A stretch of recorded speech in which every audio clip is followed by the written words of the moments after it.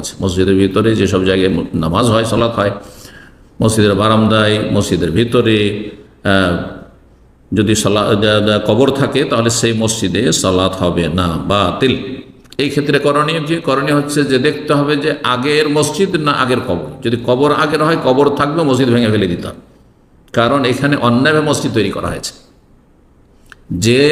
যেখানে দাফন হয় সেটা তার বাড়ি, যেমন একজন জীবিত মানুষ, সেম ওই রকম। আপনার বাড়ি, আপনার জমি, আপনার বাড়ি তৈরি করা ভিটে মাটি, আর আপনার বাড়ি ভেঙে দিকেও যদি আপনার বাড়িটাকে মসজিদ বা দখল করে নিয়ে মসজিদ বানিয়ে নেয়, নামাজ হবে? নামাজ হারাম। তাহলে সেখানে মসজিদ ভেঙে ফেলতে হবে। ওই রকমই কবরে যে চলে গেছে, সে জায়গা নিজের জন্য বরাদ্দ করে দিয়েছে, তার জায়গা, সে তার হক।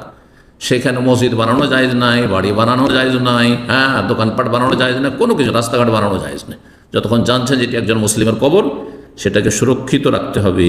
জি, যদি কবর আগের হয়, কবর বহাল থাকবে, মসজিদ ভেঙে ফেলতে হবে। মসজিদ আগের হয় আর কবর পরে দেওয়া হয়েছে, যদি এমনটা হয় তাহলে কবরগুলিকে সেখান থেকে সরিয়ে দিতে হবে। যদি হাড়হাড্ডি থাকে উঠিয়ে কবরস্থানে সসম্মানে দাফন করে দিতে হবে। আর সেই জায়গাগুলি একবার কবর থেকে মুক্ত করতে হবে।